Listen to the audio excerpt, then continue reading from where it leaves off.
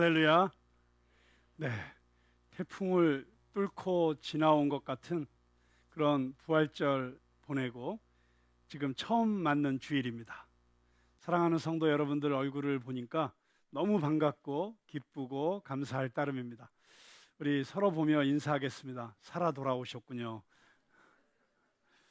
네, 사실 우리 성도들의 삶이 일주일 내내 전쟁터 같은 삶인데 그 전쟁터에서 때로는 피도 흘리고 상처도 받지만 이렇게 또 하나님 아버지의 집에 와서 다시 치유되고 회복돼서 다시 전쟁터로 나갈 수 있는 그런 이 주일 예배가 얼마나 귀하고 소중한지 모르겠습니다.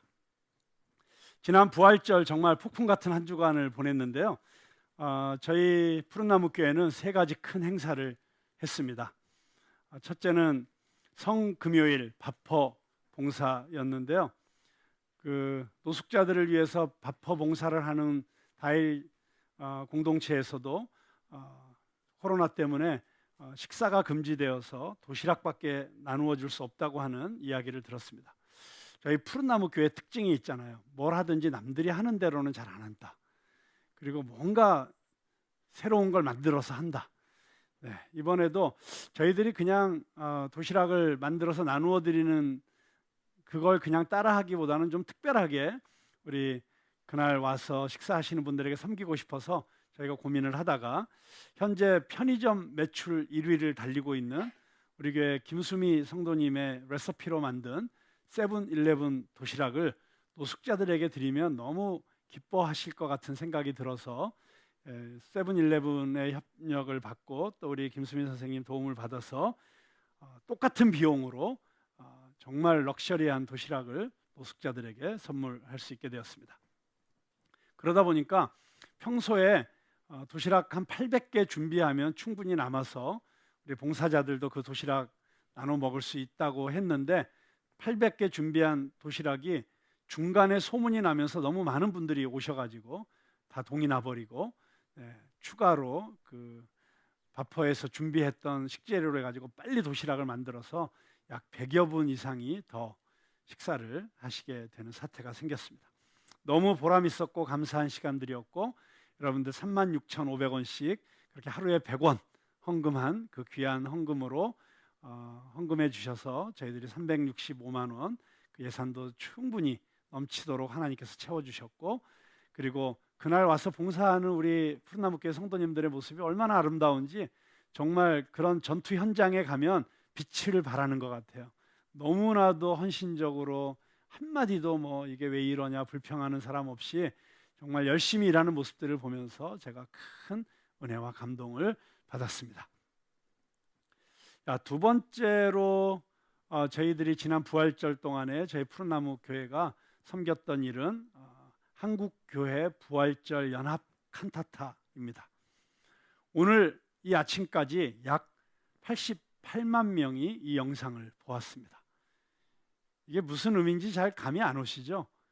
이게 콘서트 하나가 통째로 영상으로 올라갔는데 그게 80만 명 이상이 보았다. 거의 기적 같은 그런 일이고요. 더구나 그것이 뭐 몇 달에 걸쳐서 이루어진 것이 아니고 불과 지난 열흘 동안에 그렇게 많은 한국교회 성도님들이 영상을 보았고요. 근데 그 조회수보다도 더 감동적인 것은 그 유튜브 밑에 달려있는 댓글들이었습니다. 정말 댓글 하나하나가 얼마나 감격스럽고 은혜로운 댓글들인지 모르겠습니다.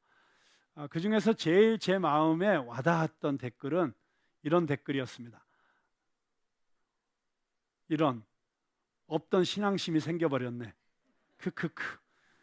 그러니까 정말 교회 안 다니시는 분이 이 영상을 보고 음악이 좋아서 듣다가 갑자기 그 마음속에 신앙심이 생겨버린 것 같은 그런 느낌을 받게 되었다면 저희가 이번에 이 일을 한 충분한 보람이 있었다고 생각을 합니다. 그뿐만이 아니라 수많은 작은 교회 목회자들이 이 영상을 예배 시간에 틀면서 많은 성도들이 은혜 받은 이야기들 또 많은 분들이 30년 전에 교회에서 칸타타 하면서 그렇게 뜨겁게 주님 앞에 헌신했는데 지금 뭔가 그 신앙으로부터 멀어져 있었던 느낌들이 이번 이 칸타타를 보면서 회복되었다는 이런 고백들을 들으면서 우리 푸른나무 교회 성도님들이 이번에 헌신해 주신 그 헌신이 너무 귀하고 아름답게 열매 맺었고 30배, 60배, 100배의 열매를 거두게 하시겠다고 하신 그 주님의 말씀이 그대로 응답이 되었다는 생각을 하게 되었습니다. 결정적인 순간 어려움이 있을 때마다 제가 우리 교회 단톡방에 기도 부탁을 했고 우리 성도님들이 긴급하게 중보기도를 해주셨고요. 그럴 때마다 그 난관들을 벗어나면서 오히려 더 좋은 그림, 더 좋은 작품들로 만들어져 가는 것을 경험했는데요. 뭐 그 얘기만 하려고 해도 오늘 최소한 서너 시간은 해야 되기 때문에 다음에 특별 부흥회를 통해서 이번 부활절 칸타타에서 하나님이 주셨던 은혜 또 그 모든 이야기들을 나누는 시간을 한번 가지면 좋겠고요. 제가 그냥 우리 성도님들에게 감사를 드리고 싶은 것은 여러분들의 기도에 대해서 감사드리고 또 두 번째로는 우리 성도님들이 너무 귀하게 재정적으로 헌신을 해주셨어요. 이번에 원래 처음에 시작할 때는 제가 순진하게 한 5천만 원 정도면 이거 만들 수 있지 않을까 그렇게 해서 시작을 했는데 하고 보니까 약 1억 2천만 원 정도가 현재까지 지출이 되었습니다. 말도 안 되는 규모로 이게 커져버렸는데요. 너무 감사한 것은 지금까지 저희 푸른나무교회 성도님들이 약 6천만 원을 헌금해 주셨어요. 우리 푸른나무교회 성도들은 다들 스케일들이 크시고 배짱들이 좋으셔가지고 그래도 별로 놀래지도 않으시고 우리가 그런 놀라운 일을 했나 하고 좀 놀래셔야지 제가 말하는 보람이 있죠. 우리 푸른나무교회 성도들이 전체 예산 1억 2천만 원 가운데 6천만 원을 헌금하셨어요. 네, 놀랍죠. 뭐 여전히 놀라시지 않으셔도 괜찮습니다. 상처받지 않습니다. 상처받을 일이 아니죠. 앞으로 더 큰 일 하실 것 같은 느낌이 듭니다. 한국교회 전체가 연합해서 이런 작품을 한번 만들어보자 그런 취지로 시작을 했는데 놀랍게도 우리 푸른나무교회 성도들의 이런 헌신이 아니었으면 불가능한 일이었습니다. 정말 200여 명도 안 되는 이 작은 교회가 이런 귀한 일을 통해서 한국교회를 섬기고 대한민국 교회 전체 성도들을 위해서 이런 귀한 열매를 만들어냈다는 것에 대해서 너무 감사드리고요. 재정뿐만 아니라 또 그날 현장에 와서 이런 모습 저런 모습으로 섬겨준 그런 귀한 우리 성도들의 자원봉사 정말 제가 잊지 않을 뿐만 아니라 우리 하나님께서 주목하여 보셨고 기억하실 것이고 그래서 예쁘게 보시고 우리 푸른나무교회를 앞으로 엄청나게 축복해 주실 거라는 그런 믿음을 갖게 되었습니다. 세 번째로 저희 교회가 부활절 지나면서 했던 큰 행사 중에 하나는 우리 푸른나무교회가 자체적으로 칸타타를 한 것입니다. 정말 담임 목사로서 너무너무 뿌듯하고 감사한 시간이었습니다. 물론 제가 곡중 솔로를 해서 상당히 그레이드를 낮추긴 했지만 그러나 오해 없으시길 바라는 것은 절대로 제가 하겠다고 자원한 적이 없다는 것입니다. 저는 정말 1도 그런 의사를 비친 적이 없는데 순전히 연출자의 의도에 의해서 제가 그냥 쓰임 받은 것뿐이다. 그 사실 그리고 제가 어떤 압력도 넣은 일이 없다는 사실을 이 연사 가슴을 치며 밝히는 바입니다. 그런데 정말 이번에 기획부터 마지막 우리 예배 드릴 때까지 저는 1도 관여를 안 했는데 되어지는 그 모든 우리 칸타타를 보면서 정말 너무 감사했습니다. 샌드 아트를 비롯해서 그날 사용되었던 모든 배경 영상들 그리고 우리 솔리스트들의 독창 영감 있는 찬양 그리고 성가대의 그 아름다운 하모니 이 모든 것들이 정말 200여 명도 안 되는 이 작은 교회에서 올려드린 칸타타라고 하기에는 믿어지지 않는 너무 탁월한 작품이었고요. 정말 하나님께서 기뻐 받으셨고 앞으로 우리 푸른나무 교회가 크게 쓰임 받게 되리라고 믿습니다.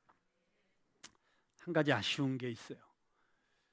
아무리 우리가 좋은 이런 칸타타를 여기서 예배를 올려드리고 우리가 은혜 받았다고 해도 여러분들이 적극적으로 이런 아름다운 칸타타가 푸른나무 교회에서 드려졌다. 그래서 열심히 유튜브로 날려주시지 않으면 그냥 우리끼리 끝나는 거예요. 근데 여러분들이 만약에 이거를 오늘 중으로 우리 지난주에 드렸던 이 증인들의 고백 우리 푸른나무 교회 칸타타를 이 자리에 계신 여러분들이 최소한 10명씩에게만 선물해 주세요. 카톡으로.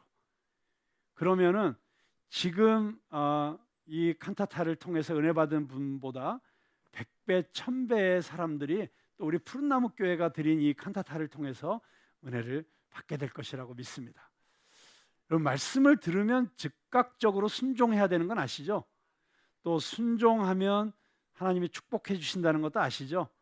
네, 오늘이 가기 전에 꼭 10명에게 지난주 우리 푸른나무 교회의 증인들의 고백 칸타타 영상을 선물하시기로 약속하시는 분만 한번 손 한번 들어보세요.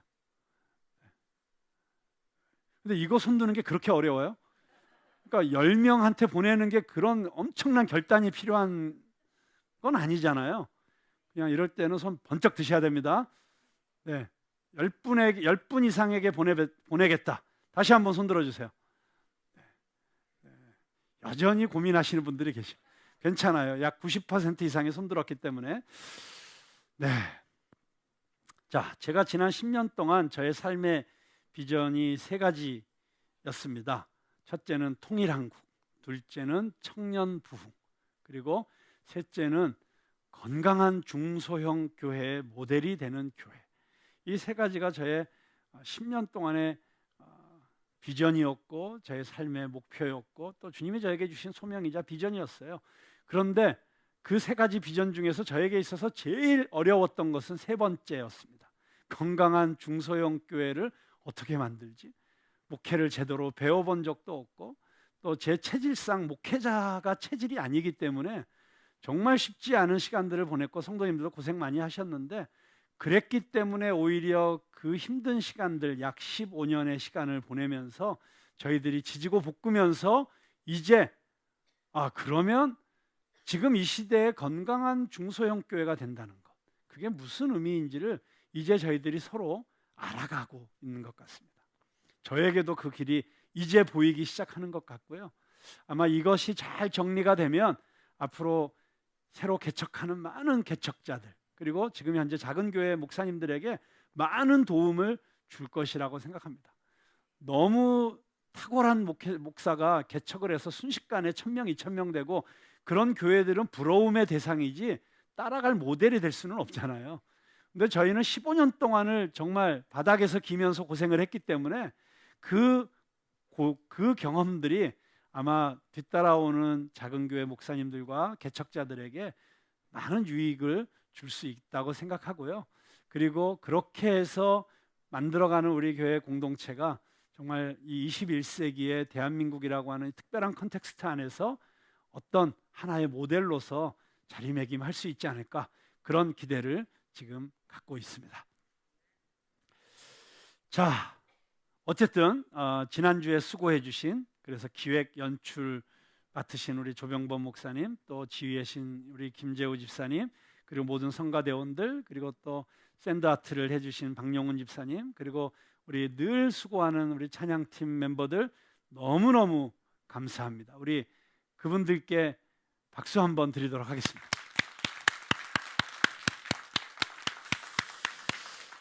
네, 이 대목에서 이제 오늘 성경 본문을 찬양으로 듣는 시간을 가져야 되는데요. 이미 제가 너무 설교를 시작하기 전에 많은 시간을 써버려서 송구스럽게도 우리 찬양은 다음 주에 헌금 특송으로 듣기로 하고, 원래 송정미 씨의 주옥 같은 시편 23편 찬양이 준비되어 있었는데 한 주 뒤로 연기하고 오늘 성경 말씀을 읽는 것으로 대신하도록 하겠습니다. 시편 23편 6절 말씀입니다. 한 절만 읽겠습니다. 같이 읽어볼까요? 시작. 내 평생의 선하심과 인자하심이 반드시 나를 따르리니 내가 여호와의 집에 영원히 살리로다. 아멘.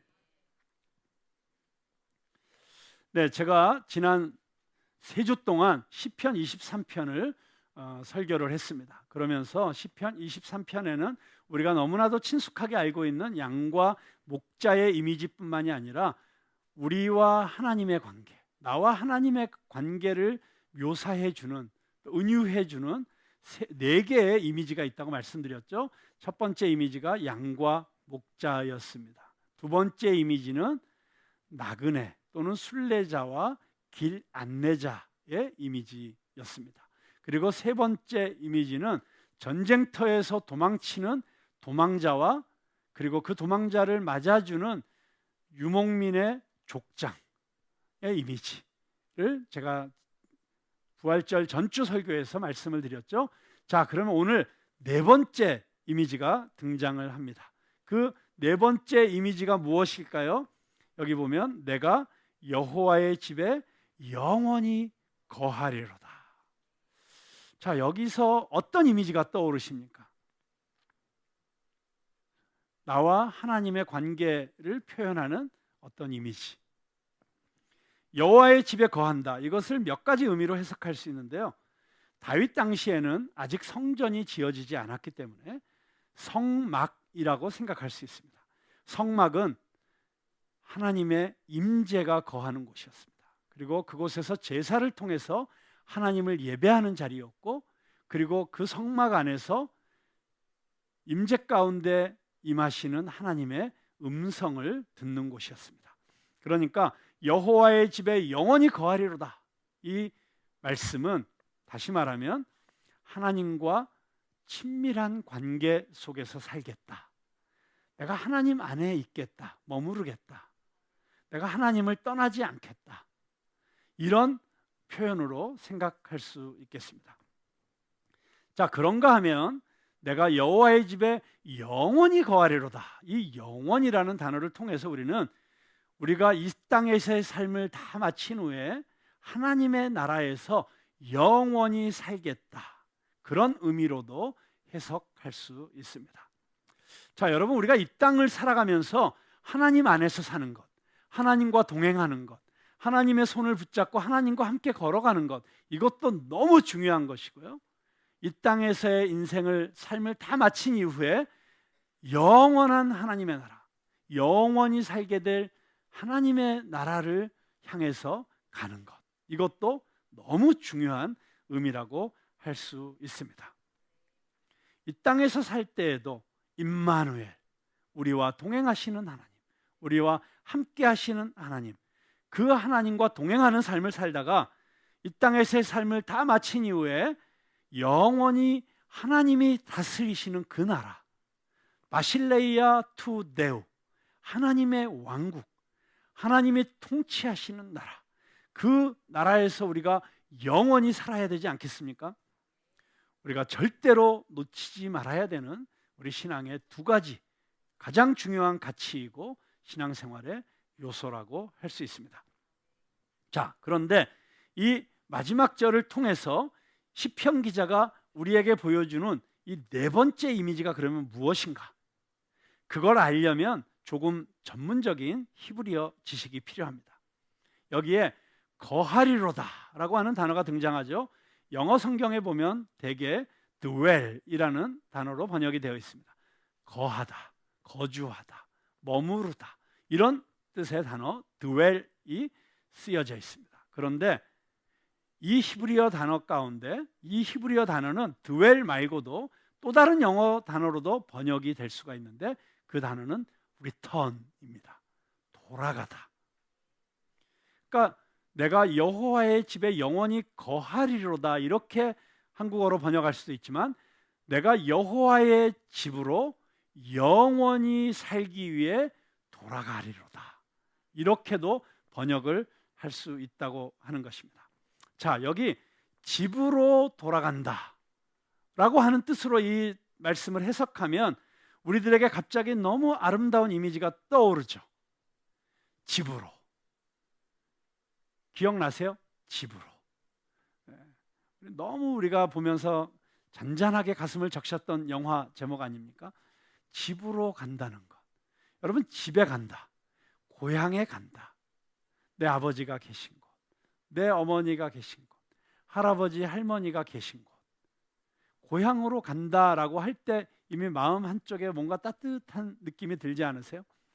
저는 지금도 제가 초등학교 들어가기도 전에 6살 때 처음 2시간 배를 타고 14시간 기차를 타고 서울에 상경하기 위해서 떠났던 그 전라남도 진도 벽파항을 기억하고 있습니다.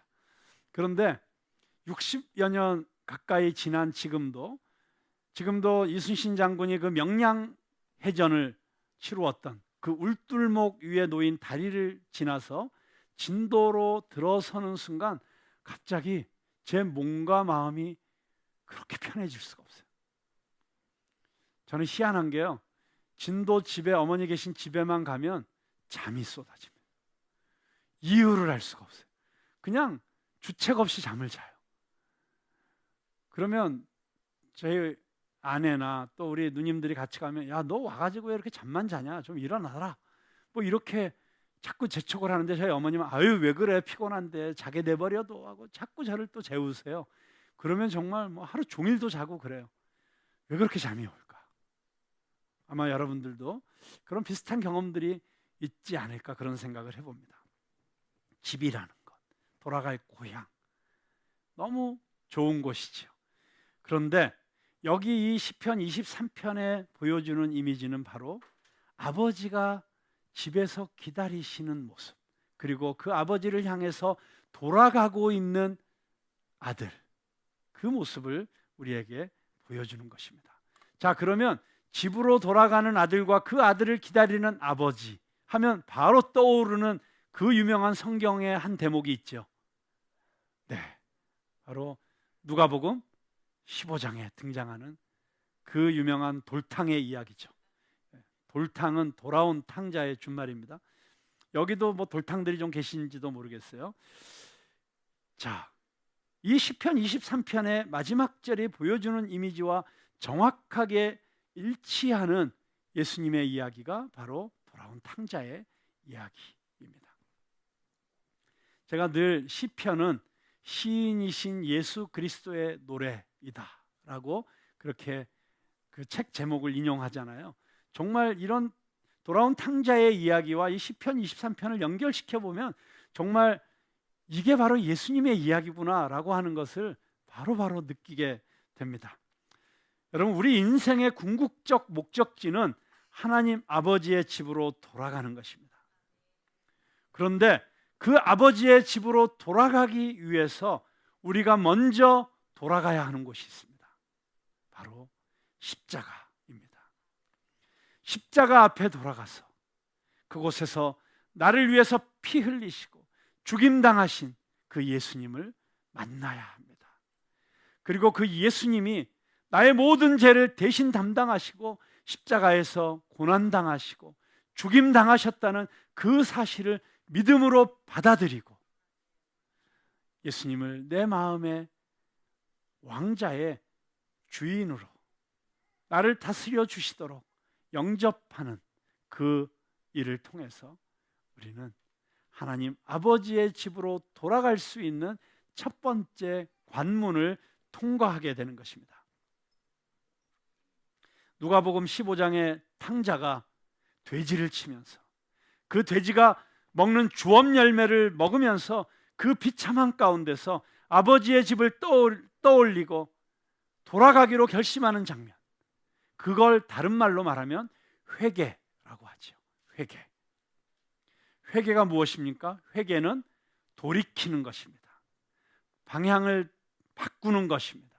유턴하는 것입니다. 내가 잘못 가던 그 길에서 180도 돌아서는 것을 회개라고 하는 것입니다. 만약 우리가 걸어가고 있는 그 길의 방향이 하나님으로부터 멀어지는 방향이었다면 빨리 그 자리에서 멈춰 서시고 돌아서셔야 합니다. 그동안 내가 살아왔던 삶이 하나님으로부터 멀어지는 삶이었고 겉으로는 너무나도 멀쩡해 보이고 화려해 보였어도 실상은 시궁창 냄새나는 역겨운 삶이었고 죄를 물 마시듯이 마시는 삶이었고 이 인생의 끝은 지옥이고 멸망이고 영원한 죽음이라는 사실을 깨닫고 나를 이 사망의 사슬로부터 이 운명의 저주로부터 자유케 해주실 수 있는 분은 오직 예수 그리스도밖에 없다는 사실을 깨닫고 주님 앞에 돌아오기 위해서 십자가를 향하여 방향 전환을 하는 그 첫 돌아옴이 있어야만 우리는 우리의 삶이 다 끝나는 날 저 하나님 아버지가 기다리시는 그 천성을 향하여 자유롭게 날아갈 수 있게 되는 것입니다. 우리 모두 그 첫 번째 십자가를 향해서 돌아서는 그 돌아섬이 있었음을 하나님 앞에 감사하시기 바랍니다. 근데 혹시 아직도 그 돌아섬을 결단하지 못하고 이 세상의 미련 때문에 주저주저하고 있는 분들이 있습니까? 혹시 이 영상을 지금 보고 계시는 분 가운데, 아니면 이 자리에 앉아 계시는 분 가운데 아직도 세상과 하나님 사이에서 주저하고 방황하고 계시는 분들이 있다면 제가 그분들을 위해서 찬양을 한 곡 들려드리려고 합니다. 이미 그 돌아섬을 경험하신 분들에게는 그 돌아섰던 그 순간의 감격을 다시 되새기는 시간들이 되시기를 바라고, 아직 그 십자가 앞에서의 그 첫 결단을 주저하고 계신 분이 있다면 이 찬양을 듣는 가운데 여러분들 가운데 성령님께서 역사해 주셔서 돌아서는 시간이 되시기를 바랍니다.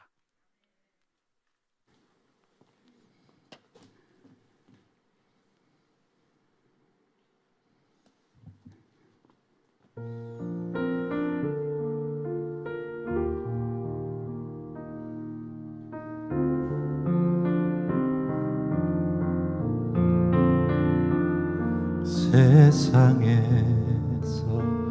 방황할 때 나 주님을 몰랐네.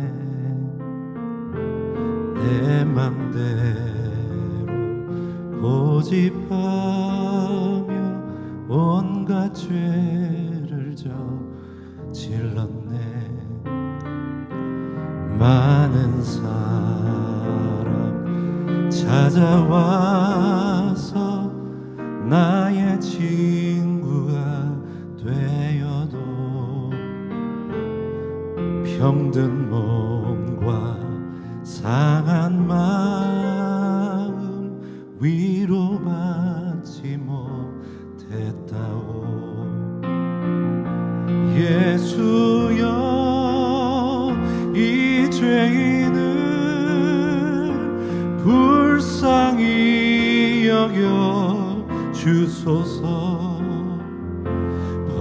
의지할 것 없느니 몸 위로받기 원합니다.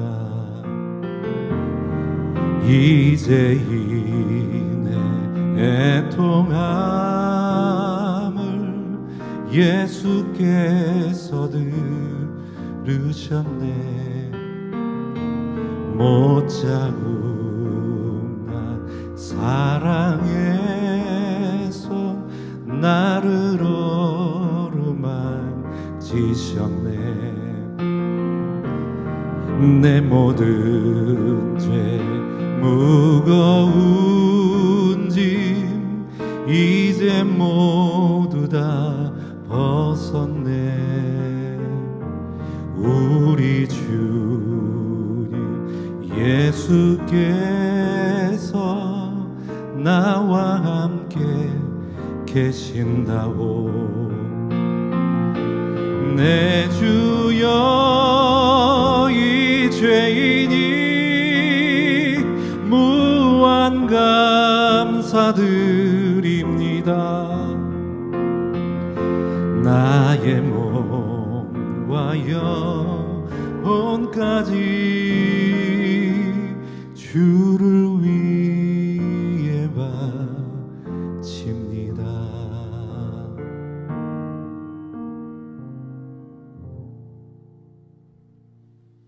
아멘. 네, 이렇게 자기 자신이 세상에서 방황하면서 하나님으로부터 멀어져 있었다는 것을 깨닫고 하나님을 향해서 돌아서는 그 첫 번째 돌아섬을 통해서 우리 인생에 놀라운 변화가 일어납니다. 가장 중요한 변화는 우리가 하나님의 아들과 딸이 된다는 것이죠. 우리가 전에는 감히 거룩하신 하나님의 존전 앞에 설 수 없는 존재였는데 그런데 예수 그리스도께서 그리스도의 의로 우리를 옷 입혀 주시고 우리가 거룩한 옷을 입고 하나님 앞에 설 수 있도록 우리를 하나님 아버지의 집으로 데려가 주셨기 때문에 우리는 이제 그 집에서 영원히 살 수 있게 된 것입니다. 자, 그런데 여기서 우리가 주목해야 될 점이 있습니다. 우리가 그렇게 하나님 아버지의 아들과 딸이 되어서 이제는 우리를 절대로 떠나시지도 않고 버리시지도 않는 그 하나님과 동행하는 그 놀라운 삶의 축복을 얻게 되었는데, 그 하나님의 아들과 딸로서 살아가는 그 삶이 이제는 만사 형통, 고생 끝, 행복 시작을 의미하지 않는다는 것입니다. 물론 영적으로는 그 말이 맞습니다. 그러나 그 진정한 영적인 형통함, 그것을 알게 하시기 위해서 하나님은 오히려 우리를 광야로 초대하십니다. 마치 출애굽을 통해서 구원을 경험한 이스라엘 백성들을 기다리고 있었던 것은 바로 가나안 땅이 아니었고 40년 동안의 광야였던 것처럼, 하나님께서는 하나님이 가지고 계신 그 우리가 이해할 수 없는 놀랍고도 신비한 계획 가운데서 우리를 광야로 초대하시는 것입니다. 그 하나님께서 왜 우리를 광야로 초대하시고 그 광야에서 우리는 무엇을 배우고 무엇을 경험하게 될까요? 우리 다시 한번 우리 김도연 찬양사역자의 찬양을 통해서 그 광야로라고 하는 찬양을 들으시면서 우리를 광야로 초대하시는 하나님의 음성을 들으시기 바랍니다.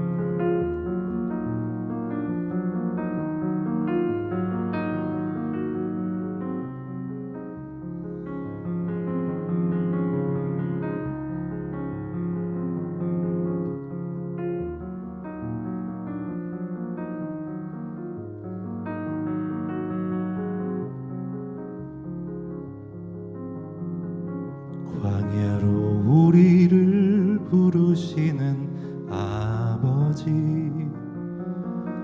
나를 낮추시고 돌이키시는 내 아버지,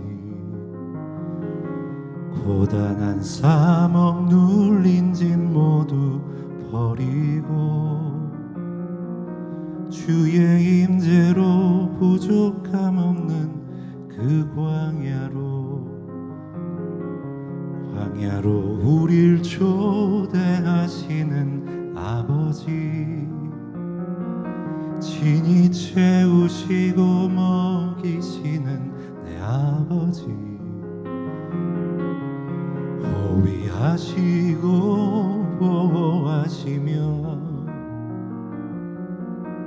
눈동자같이 날 지키시는 그 광야로, 화려한 세상을 나와 거칠은 광야로 오라. 허망한 자로 가득한 그곳에서 어서 나와 아버지 말씀 있는 곳, 아버지 얼굴 있는 곳, 온전히 주의 자녀 삼으시는 그 광야로, 넓은 광야로 나오라. 내 사랑하는 주님 손잡고 자기 부인하고 십자가 지고 예수님 걸으셨던 광야로, 넓은 광야로 날아오르라. 주께서 주신 날개를 달고 날 양육하는 곳, 날 세우시는 곳, 나의 광야로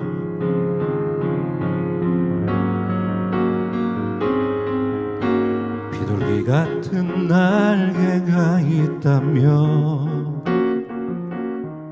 멀리 날아가 광야에 머물길 원하네. 저검고 거친 세상 광풍 피하여 주의 임재로 부족함 없는 그 광야로 광활한 나의 피난처 날 위해 예비한 광야 거짓과 욕망이 가득한 그곳에서 어서 나와 아버지 말씀 있는 곳 아버지 얼굴 있는 곳 온전히 주의 자녀 삼으시는 그 광야로 드넓은 광야로 나오라. 내 사랑하는 주님 손잡고 자기 부인하고 십자가 지고 예수님 걸으셨던 광야로 드넓은 광야로 날아오르라. 주께서 주신 날개를 달고 날 양육하는 곳 날 세우시는 곳 나의 안식처 그 광야로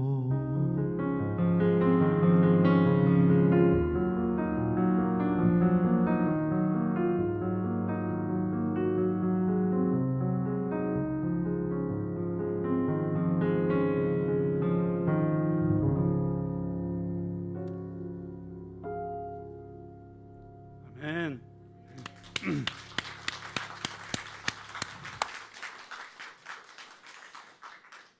네, 왜 하나님의 자녀가 되었는데, 왜 예수 믿게 되었는데, 왜 내 인생이 이렇게 힘들지? 나는 왜 아직도 이 거친 광야길 걷고 있지? 왜 하나님께서 즉각적으로 이 문제 해결해 주지 않으시지? 하나님이 나는 안 사랑하시나? 다른 사람 기도 다 들어주셔도 내 기도만 안 들어주시는 것 같고, 나는 여전히 계속해서 이 어려운 길을 힘겹게 걸어가야 되는 이 삶이 때로 너무 힘겹게 느껴지고 어렵게 느껴지는 분들이 있으시다면 꼭 이 말씀을 기억하시기 바랍니다. 주님께서 우리를 광야로 초대하시는 이유는 그곳에서 우리를 하나님의 자녀로, 예수 그리스도의 제자로 세우시기 위함이십니다. 우리가 그냥 어린아이처럼 유치원에서 놀다가 이 땅에서의 삶을 마치는 것이 아니라 우리가 그렇게 온전하게 세워지고 양육되어져서 하나님 나라의 용사로 세워지기를 원하시기 때문에 어쩌면 우리에게 그 광야길을 계속해서 허락하시는 것이죠. 꼭 이 문장을 기억하실 수 있기 바랍니다. 제가 존경하는 우리들 교회라는 교회 김양재 목사님이 늘 부르짖는 말씀인데 정말 기가 막힌 말씀이라는 생각이 들어요. 그분이 결혼하는 청춘 남녀들에게 꼭 이렇게 얘기하시거든요. 결혼의 목적은 행복이 아니라 거룩이다. 행복을 목적으로 결혼하면 항상 그 채워지지 않는 행복 때문에 힘들고 어려운 가정들이 너무 많아지고 부부관계가 너무 많아지죠. 그런데 사실은 너무 지지고 볶고 힘겹게 살아가는 그 가정에서의 삶이 사실은 우리를 깎고 다듬고 훈련시키시는, 그래서 우리를 거룩하게 빚어가시는 하나님의 연단의 과정이라고 생각하면 우리는 기쁨으로 그 길을 갈 수 있습니다. 그리고 늘 언제나 그렇듯이 십자가의 길, 좁은 길은 처음 갈 때는 힘들고 어렵지만 가면 갈수록 세상이 이해할 수 없는 감사와 기쁨과 평안이 있는 길이죠. 그래서 우리가 이 길을 기쁨으로 함께 걸어갈 수 있는 것입니다. 자, 그런데 이 시편 23편 6절에서 우리에게 이렇게 큰 영감을 주는 이 단어, 그게 영원히 하나님의 나라에서 거한다라는 그 뜻도 있지만 우리가 하나님의 집으로 돌아간다라고 하는 이런 뜻도 있다는 것만으로 우리에게 이렇게 놀라운 영감을 주는 이 단어가 암시하는 성경에 한 인물이 있습니다. 바로 야곱입니다. 지금 성경의 사본 가운데, 여러분 성경의 사본이라는 건 무슨 얘기냐면, 여러분 성경은 지금 현존하는 원본이 없습니다. 그러니까 처음 성경을 쓴 그 원본은 없어요. 그걸 베껴 쓰고 쓴 사본만이 존재하죠. 그런데 그 히브리어로 쓰여진 사본 가운데 가장 오래된 사본이 지금 러시아의 페테르부르크라고 하는 곳에 있는 에르미타주 박물관에 보관이 되어 있습니다. 그것을 레닌그라드 사본이라고 그렇게 얘기를 합니다. 페테르부르크의 옛날 이름이 레닌그라드였죠. 그래서 레닌그라드 사본이 현존하는 가장 오래된 성경의 텍스트예요. 그런데 그 레닌그라드 사본에 보면 시편 23편의 6절에 이 거하리로다라고 하는 이 단어에 점이 찍혀 있어요. 옆에 방점이 찍혀 있고 거기에 1이라는 숫자가 써 있습니다. 그건 무슨 말이냐면 이 구약 성경 안에 이 단어가 쓰여진 또 다른 곳이 한 곳 있다는 이야기입니다. 그러니까 이 구약 성경 전체에서 딱 2번 쓰여진 단어예요. 이 단어가 굉장히 특별한 단어입니다. 이 시편 23편 6절에 쓰여져 있고 그리고 창세기에 한번 쓰여져 있는데 바로 그곳이 어디냐면 야곱이 하란에서의 삶을 다 정리하고 이제 아버지 집으로 가나안으로 돌아갈 때 쓰여진 단어입니다. 그 야곱이 돌아오는 그 돌아옴을 표현하는 단어가 이 단어였어요. 여러분, 그러니까 어쩌면 다윗이 이 시편을 쓸 때 그 야곱의 이야기를 기억하고 썼을 수도 있고 아니면 성령께서 역사하셔서 이 단어를 쓰게 하실 수도 있겠으나 모든 성경이 하나님의 영감으로 된 것이기 때문에 성령님의 감동을 받아 된 것이기 때문에 여기에 특별한 성령님의 계획하심과 의도하심이 있었다고 저는 믿습니다. 자, 야곱의 일생, 그 야곱의 일생이 어쩌면 우리 모든 그리스도인들의 삶을 그대로 보여주는 것이잖아요. 그런데 그 야곱의 일생에 있어서 정말 하이라이트가 되는 그 부분이 아버지의 집으로 돌아가기 시작하는 것인데요. 바로 거기에 이 시편 23편에 있는 이 단어가 쓰여져 있다. 특별한 의미가 있다고 생각합니다. 저는 이 시편 23편의 한 단어 한 단어를 야곱의 일생과 이렇게 맞추어 가면서 읽으면 너무 큰 은혜가 되더라고요. 여러분들도 한번 그렇게 해보실 수 있기를 바랍니다. 자, 야곱이 집을 나가게 되었어요. 그래서 광야에 접어들게 되었습니다. 빈 들이었습니다. 저녁이 되었습니다. 어디에서도 자기 몸을 피신할 곳이 없었어요. 그래서 그냥 빈 들에서 하늘을 바라보며 돌베개를 주워다가 잠이 들었어요. 그런데 그때 야곱에게 무슨 일이 일어납니까? 하늘에서부터 사닥다리가 내려와서 그 사닥다리로 천사들이 오르락 내리락 하는데 그 사닥다리 저 위에 하나님께서 야곱을 부르시는 음성이 있었습니다. 그리고 그때 야곱은 처음으로 하나님을 향해서 기도를 합니다. 처음으로 하나님을 만나는 경험을 한 것이죠. 아버지 이삭의 하나님, 할아버지 아브라함의 하나님이 아니라 바로 야곱의 하나님, 나의 하나님이라고 고백할 수 있게 된 사건이 생긴 것입니다. 그런데 바로 그곳에서 야곱이 그날 아침에 일어나서 자기가 베고 누웠던 그 돌베개에 기름을 붓고 그것으로 기둥을 삼고 그곳을 베델이라고 이름을 짓습니다. 바로 하나님의 집이라는 뜻입니다. 그리고 그 베델은 야곱에게 있어서 너무나도 특별한 장소가 되었습니다.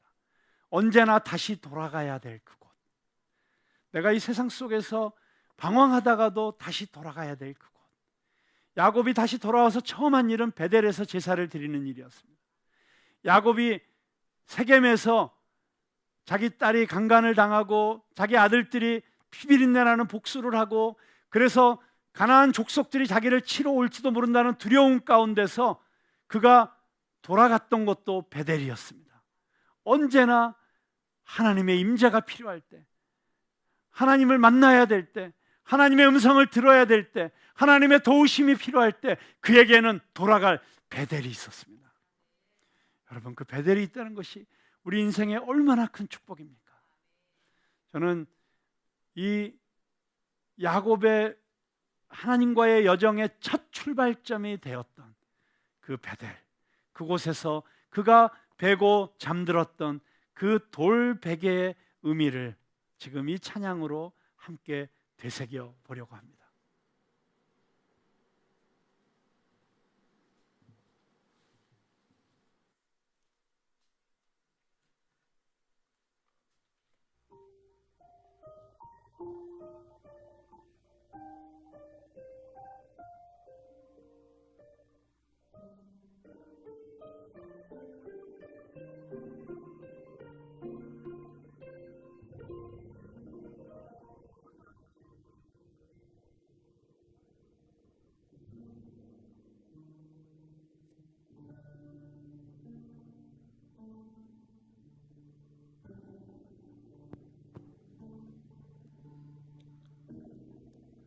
베개를 삼고 텅 빈 하늘을 덮은 채 홀로 누웠습니다. 돌아갈 길이 없기에 마음에 머무는 내 지난 이야기들이 눈물로 흘렀습니다. 차디찬 돌베개 뜨거운 눈물에 젖을 때 들리던 그 음성, 세밀하고 따뜻한 그 음성 내 마음에 꽂혔습니다.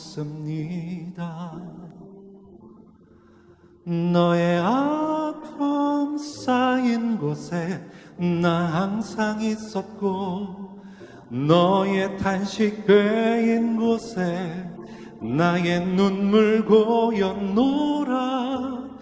너 일어나 돌베개로 돌단 쌓으리니 너의 돌베개 놓인 곳 이제 베델 되리라.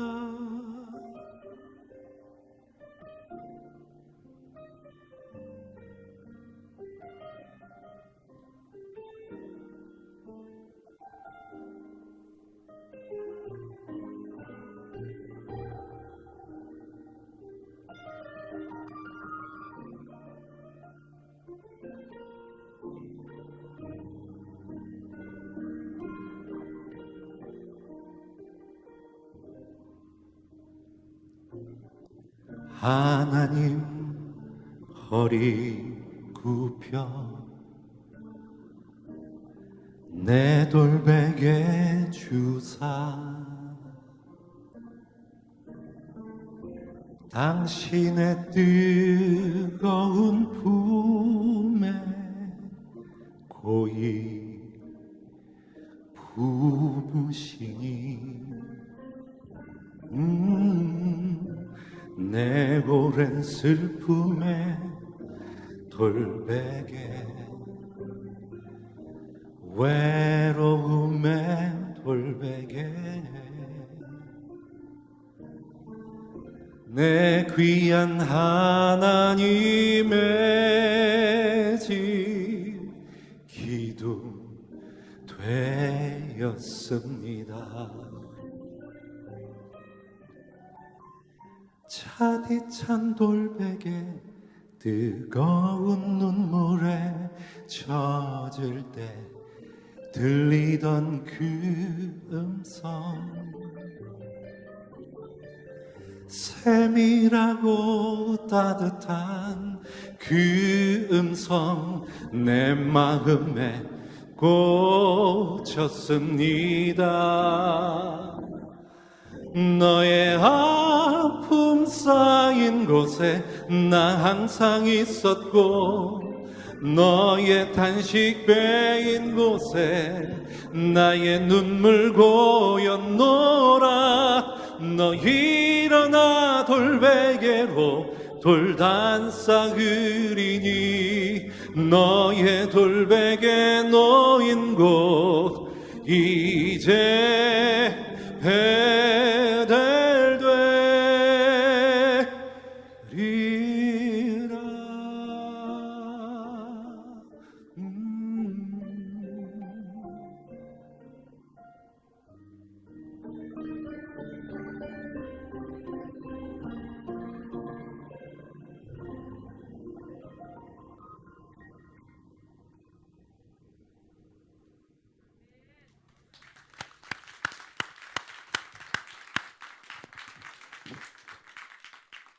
너의 아픔, 너의 외로움, 너의 눈물의 돌베개, 그 돌베개를 하나님께서 품으셔서 그곳에 돌기둥을 세우시고 하나님 집에 기둥을 세우시고 그곳이 베델되게 하시는 역사가 있기 때문에 우리는 하나님 아버지의 집으로 돌아가는 이 순례의 길, 이 땅에서의 나그네의 길을 기쁨으로 감사함으로 살아갈 수 있습니다.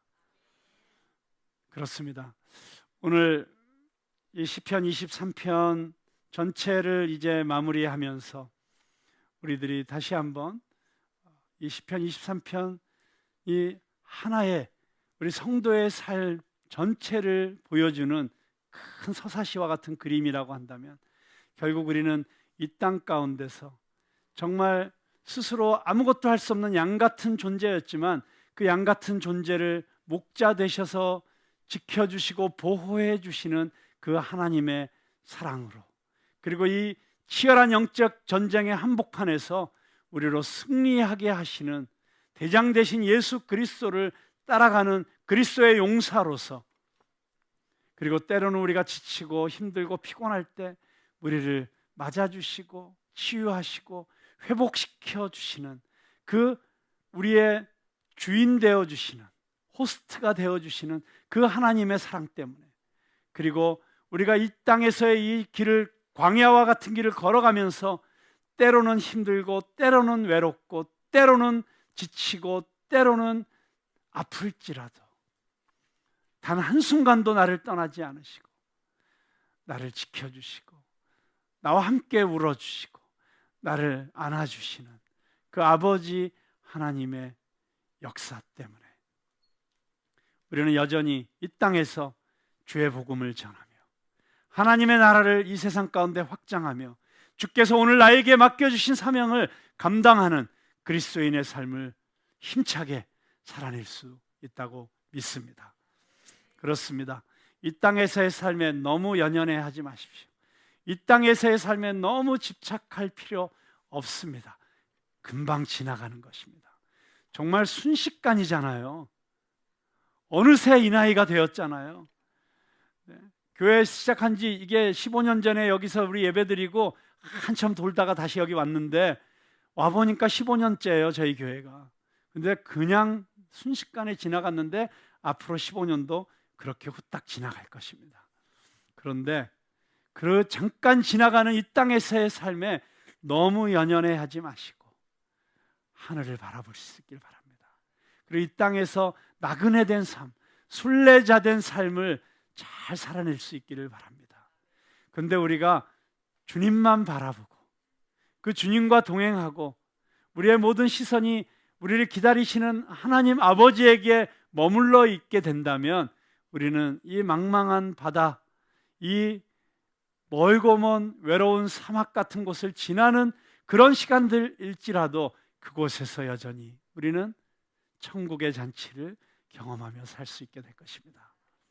그런 의미에서 우리 오늘 말씀의 결론을 여러분들과 함께 순례자의 노래라고 하는 찬양으로 마무리 지으려고 합니다.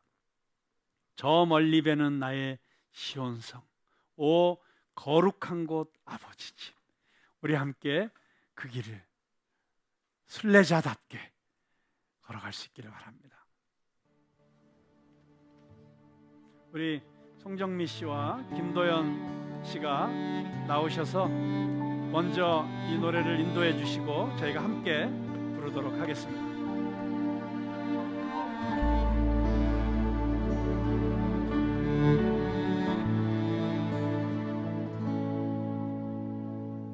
저 멀리 배는 나의 시온성, 오 거룩한 곳 아버지 집.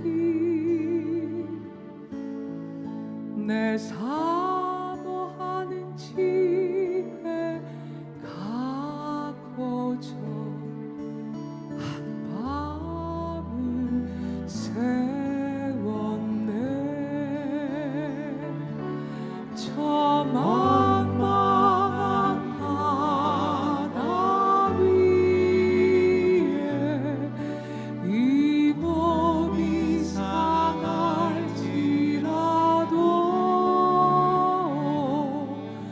오늘은 이곳 내일은 저곳 주 복음 전하리. 아득한 나의 갈 길 다 가고 저 동산에서 편히 쉴 때 내 고생하는 모든 일들을 주께서 아시리. 같이 할까요? 빈들이 나 사막에서 이 몸이 고날지라도